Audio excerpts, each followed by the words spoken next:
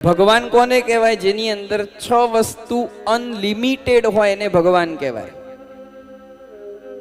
આ બરાબર જુઓ, અને આ 6 જાણવા જેવું છે. આજે નથી જાણતા ને એટલે બની બેઠેલા ભગવાનો બહુ ફરવા લાગ્યા છે.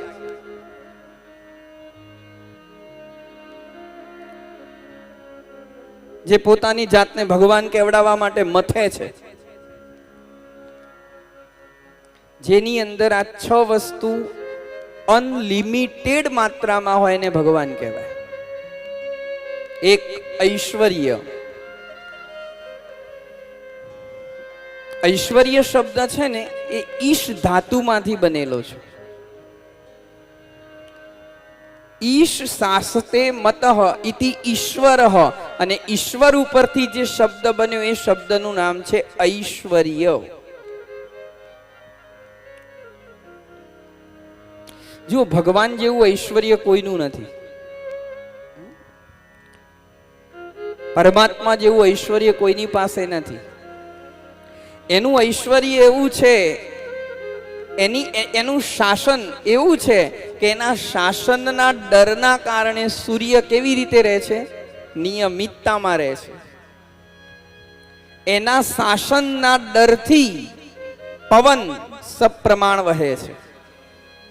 એના શાસનના ડરથી પૃથ્વી પોતાની કક્ષા ઉપર એક ચોક્કસ ગતિથી ફરે છે.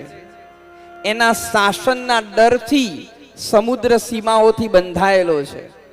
એના શાસનના ડરથી હિમાલય એની કક્ષાની અંદર અડગ ઊભો છે. આ એનું શાસન છે. આવું ઐશ્વર્ય કોઈનું જોવા મળે છે તમને? આ પરમાત્માનું ઐશ્વર્ય છે.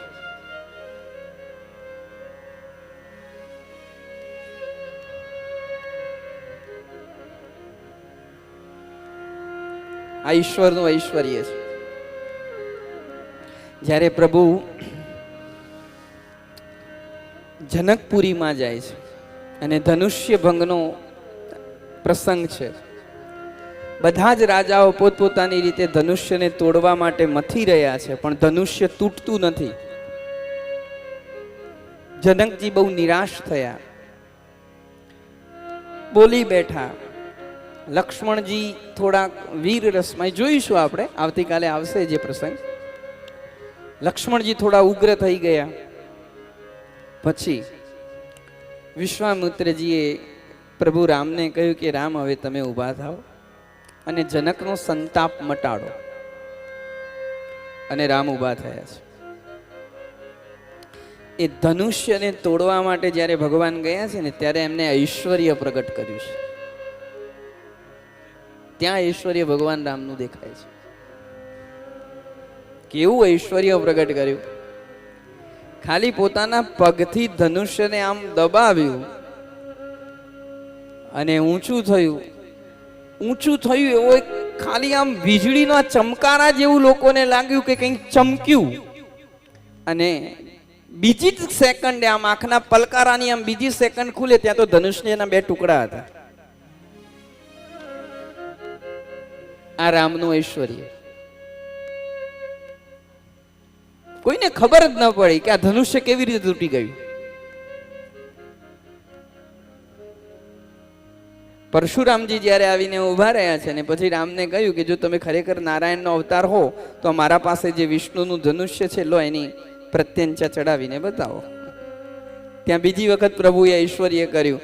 પ્રભુએ હાથ લંબાવ્યો જ નથી ને આપોઆપ નારાયણનું ધનુષ્ય રામની પાસે આવી ગયું છે. આ પ્રભુનું ઐશ્વર્ય. જેની પાસે આવું ઐશ્વર્ય હોય ને એને ભગવાન કહેવાય. બીજું વીર્ય. વીર્ય એટલે શક્તિ. આજે પાવરનો એકમ આપણે હોર્સ પાવર કહીએ છીએ ને, પાવર માપવા માટેના એકમને હોર્સ પાવર કહીએ છીએ. હોર્સ એટલે ઘોડો. હોર્સ પાવરમાં આપણે વાત કરીએ. ભગવાનના સમયે એલિફન્ટ પાવર હતા. મતલબ જે અસુરો આવતા હતા ને, અસુરોની એક એક ભુજામાં 10,000 હાથીઓનું બળ હતું. આવા અસુરો. એ રાવણ કે જે રાવણે આખા કૈલાસને શિવ સહિત ઊંચો કર્યો હતો, આ રાવણ, કેટલી શક્તિ હશે રાવણમાં? આખા કૈલાસને શિવ સહિત એણે ઊંચો કરી દીધો.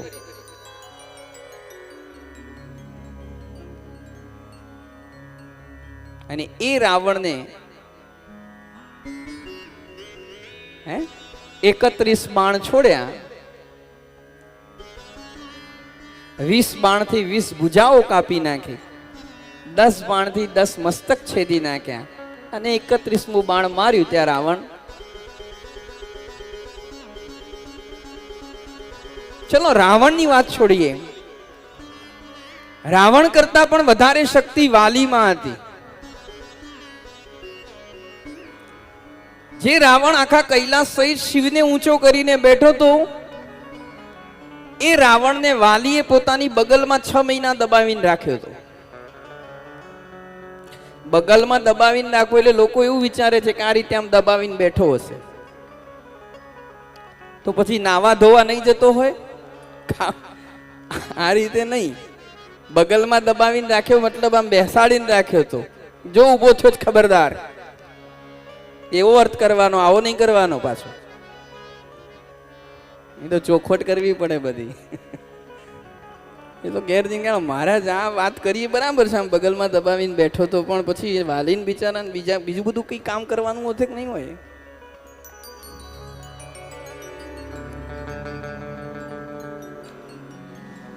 આ વાલી, એ વાલીને પ્રભુએ ખાલી એક જ બાણથી માર્યો છે. રાવણને 31 બાણ માર્યા. રાવણ કરતા પણ શક્તિશાળી વાલી હતો, તો વાલીને તો એક જ બાણ, બીજા બાણનો ઉપયોગ જ નથી કર્યો. આ રામનું વીર્ય, આ રામની શક્તિ, આવી શક્તિ જેનામાં હોય ને એને ભગવાન કહેવાય.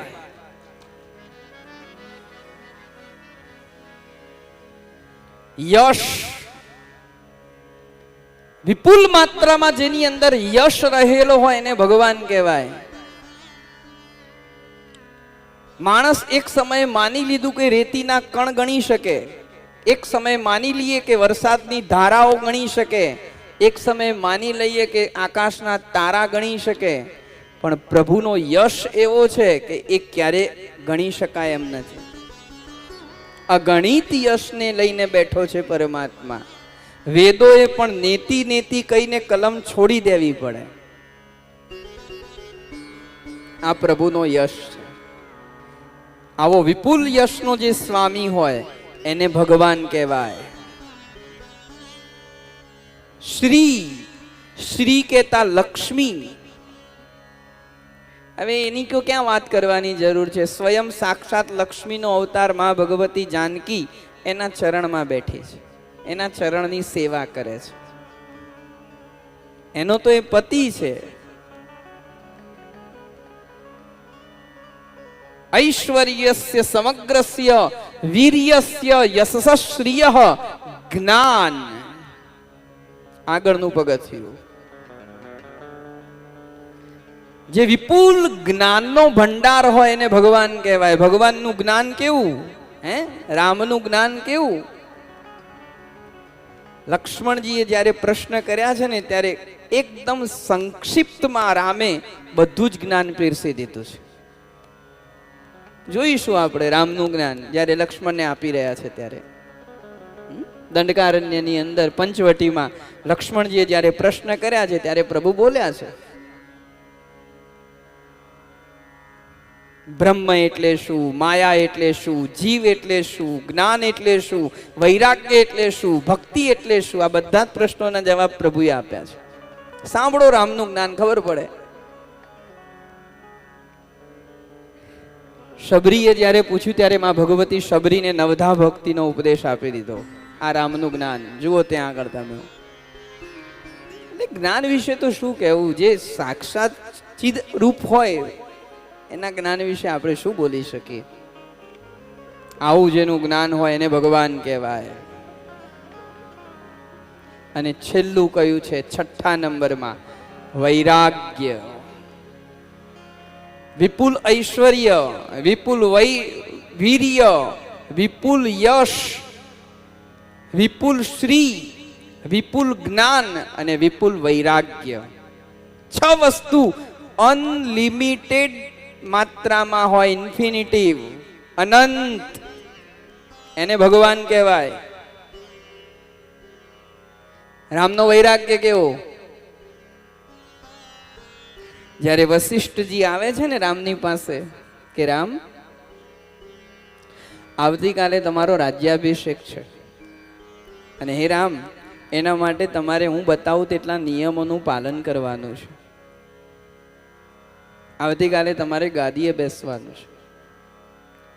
એ વખતે જે ભગવાનના રામ મુખ ઉપર જે ભાવ હતો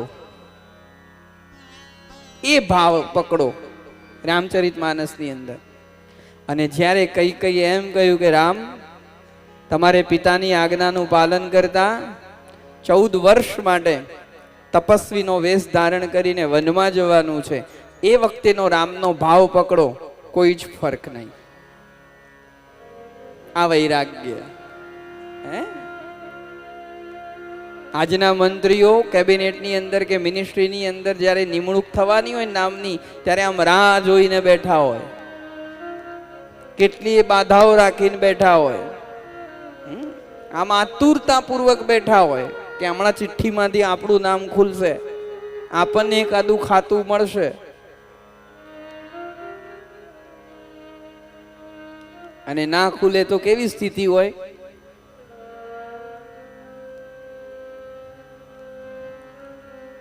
જ્યારે અહીંયા જુઓ, આ તો ચક્રવર્તી રાજા દશરથનું શાસન.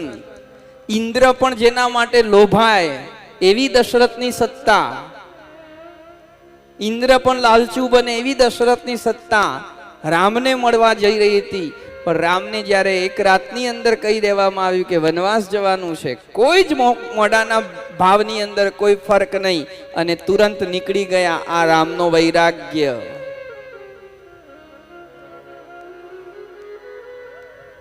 સાહેબ, મેં એવા સંતો જોયા છે કે સામેલા વ્યક્તિએ લાખો રૂપિયા ખર્ચ્યા હોય એની પધરામણી માટે, કે મારા ઘરે એમની પધરામણી થાય. 5-5, 10-10 લાખ રૂપિયા ખર્ચ્યા હોય પધરામણી માટે, બાપજીની પધરામણી થાય એના માટે.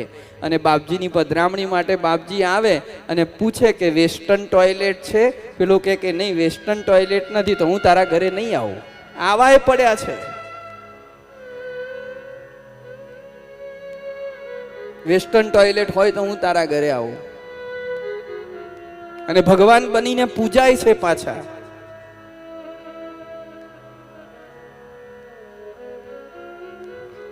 ભગવત્તા એમનેમ નથી મળતી વાલા. ભગવત્તા ક્યારે મળે?